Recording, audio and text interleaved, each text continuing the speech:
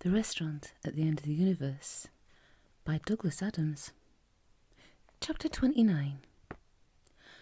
On a small obscure world somewhere in the middle of nowhere in particular, nowhere, that is, that could ever be found, since it is protected by a vast field of probability to which only 6 men in this galaxy have a key. It was raining. It was bucketing down, and had been for hours.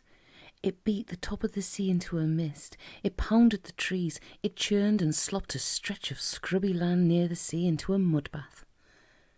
The rain pelted and danced on the corrugated iron roof of the small shack that stood in the middle of this patch of scrubby land. It obliterated the small rough pathway that led from the shack down to the seashore, and it smashed apart the neat piles of interesting shells which had been placed there. The noise of the rain on the roof of the shack was deafening within, but went largely unnoticed by its occupant, whose attention was otherwise engaged. He was a tall, shambling man, with a rough, straw-coloured hair that was damp from the leaking roof. His clothes were shabby, his back was hunched, and his eyes, though open, seemed closed. In his shack was an old beaten-up armchair, an old scratch table, an old mattress, some cushions, and a stove that was small but warm. There was also an old and slightly weather-beaten cat, and this was currently the focus of the man's attention. He bent his shambling form over it. "Pussy, pussy, pussy," he said. "Cutchy, cutchy, cutchy, cutchy. Pussy want his fish. Nice bit of fish. Pussy want it." The cat seemed undecided on the matter. It pawed rather condescendingly at the piece of fish the man was holding out, and then got distracted by a piece of dust on the floor. "Pussy not eat his fish. Pussy get thin and waste away, I think," said the man. Doubt crept into his voice. "I imagine this is what will happen," he said. "But how can I tell?" He proffered the fish again. "Pussy think," he said, "eat fish or not eat fish. I think it is better if I don't get involved." He sighed. "I think fish is nice, but then I think that rain is wet, so who am I to judge?" He left the fish on the floor for the cat and retired to his seat. "Ah, seem to see you eating it," he said at last, as the cat exhausted the entertainment possibilities of the speck of dust and pounced onto the fish. "I like it when I see you eat fish," said the man, "because in my mind you'll waste away if you don't." He picked up from the table a piece of paper and the stub of a pencil. He held one in one hand and the other in the other, and experimented with the different ways of bringing them together. He tried holding the pencil under the paper, then over the paper, then next to the paper. He tried wrapping the paper round the pencil. He tried rubbing the stubby end of the pencil against the paper, and then he tried rubbing the sharp end of the pencil against the paper. Oh, it made a mark, and he was delighted with the discovery, as he was every day. He picked up another piece of paper from the table. This had a crossword on it. He studied it briefly and filled in a couple of clues before losing interest. He tried sitting on one of his hands and was intrigued by the feel of the bones on his hip. "Fish come from far away," he said, "or so I'm told, or so I imagine I'm told. When the men come, or when in my mind the men come in their 6 black shiny ships, do they come in your mind too? What do you see, pussy?" He looked at the cat, which was more concerned with getting the fish down as rapidly as possible than it was with these speculations. "And when I hear their questions, do you hear questions? What do their voices mean to you? Perhaps you just think they're singing songs to you." He reflected on this and saw a flaw in the supposition. "Perhaps they are singing songs to you," he said, "and I just think they're asking me questions." He paused again. Sometimes he would pause for days just to see what it was like. "Do you think they would come today?" he said. "I do. There's mud on the floor, cigarettes and whiskey on the table, fish on a plate for you and the memory of them in my mind. Hardly conclusive evidence, I know, but then all evidence is circumstantial. And look what else they've left me." He reached over to the table and pulled some things off it. crosswords, dictionaries and a calculator. He played with the calculator for an hour, whilst the cat went to sleep and the rain outside continued to pour. Eventually he put the calculator aside. I think I must be right in thinking they ask me questions, he said. To come all that way and leave all these things just for the privilege of singing songs to you would be very strange behaviour, or so it seems to me. Who can tell? Who can tell? From the table he picked up a cigarette and lit it with a spill from the stove. He inhaled deeply and sat back. I think I saw another ship in the sky today, he said at last. A big white one. I've never seen a big white one. Just the 6 black ones, and the 6 green ones, and the others who say they come from so far away. Never a big white one. Perhaps 6 small ones could look like one big white one at certain times. Perhaps I would like a glass of whiskey. Yes, that seems more likely. He stood up and found a glass that was lying on the floor by his mattress. He poured in a measure from his whiskey bottle, and he sat it again. Perhaps some other people are coming to see me, he said. 100 yards away, pelted by the torrential rain, lay the Heart of Gold. Its hatchway opened and 3 figures emerged, huddling into themselves to keep the rain off their faces. In there? Shouted Trillian above the noise of the rain.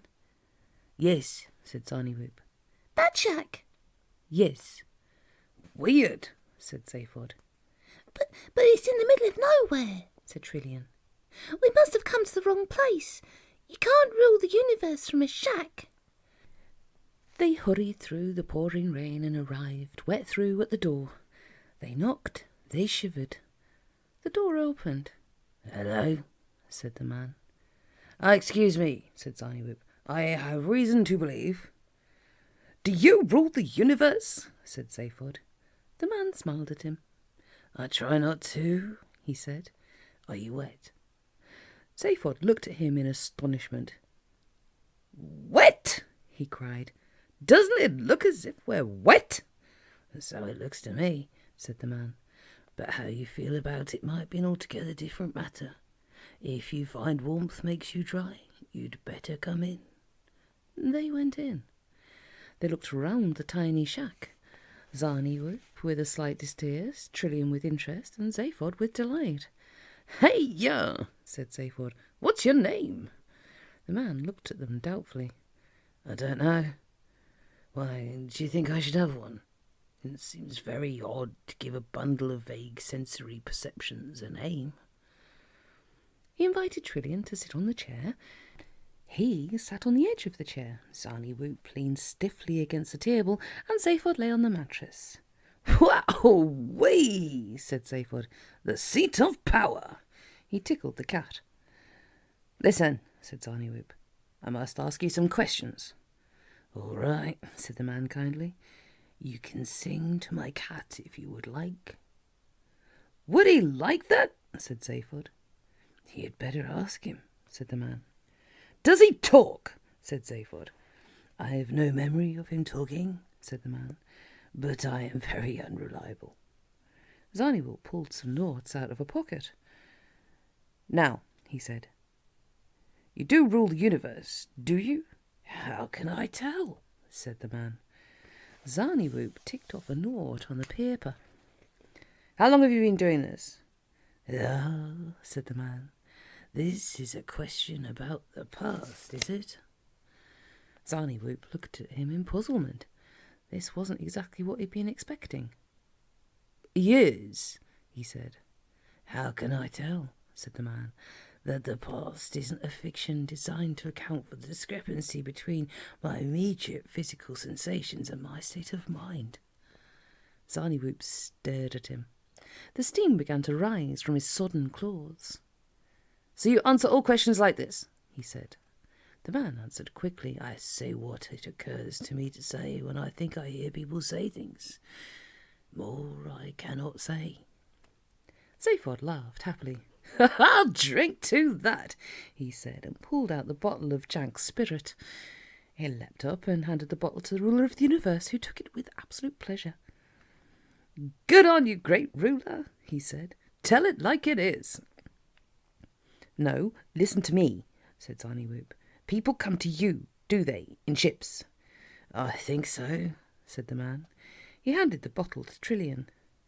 And they ask you, said Zarniwoop, to take decisions for them about people's lives, about worlds, about economies, about wars, about everything going on out there in the universe. Out there? Out where? Said the man. Out there, said Zarniwoop, pointing at the door. How can you tell there's anything out there? Said the man politely. The door's closed. The rain continued to pound the roof. Inside the shack it was warm. But you know there's a whole universe out there, cried Zarniwoop. You can't dodge your responsibilities by saying they don't exist. The ruler of the universe thought for a long while Zarniwoop quivered with anger. You're very sure of your facts, he said at last. I couldn't trust the thinking of a man who takes the universe, if there is one, for granted. Zarniwoop still quivered, but was silent. I only decide about my universe, continued the man quietly. My universe is my eyes and my ears. Anything else is hearsay. But don't you believe in anything? The man shrugged and picked up his cat. I don't understand what you mean, he said. You don't understand that what you decide in this shack of yours affects the lives and fates of millions of people?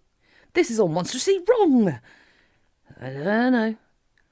I've never met all these people you speak of, and neither, I suspect, have you. They only exist in words we hear. It is folly to say you know what is happening to other people. Only they know. If they exist, they have their own universes of their eyes and ears. Trillian said, I think I'm just popping outside for a moment. She left and walked into the rear. Do you believe other people exist? Insisted Zarniwoop. I have no opinion. How can I say? I'd better see what's up with Trillian, said Zaphod, and slipped out. Outside, he said to her, I think the universe is in pretty good hands, yeah? Very good, said Trillian. They walked off into the rear. Inside, Zarniwoop continued. But don't you understand that people live or die on your word? The ruler of the universe waited for as long as he could. When he heard the faint sound of the ship's engine starting, he spoke to cover it. It's nothing to do with me, he said. I am not involved with people. The Lord knows I am not a cruel man. Ah! Barked Zarniwoop. You say the Lord? You believe in something.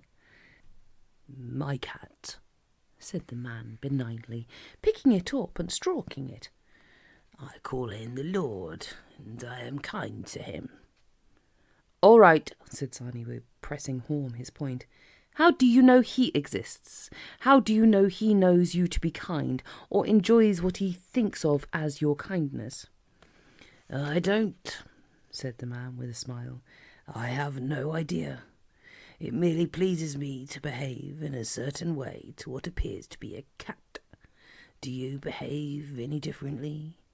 Please, I think I'm tired.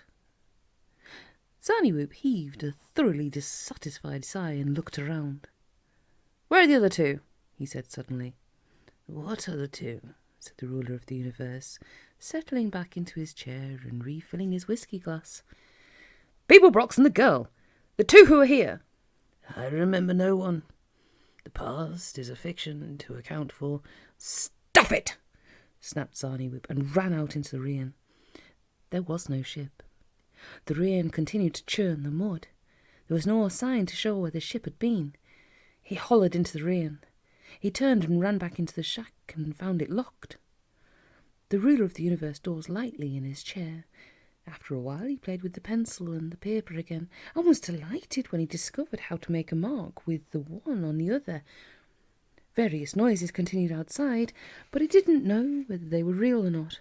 He then talked to his table for a week to see how it would react.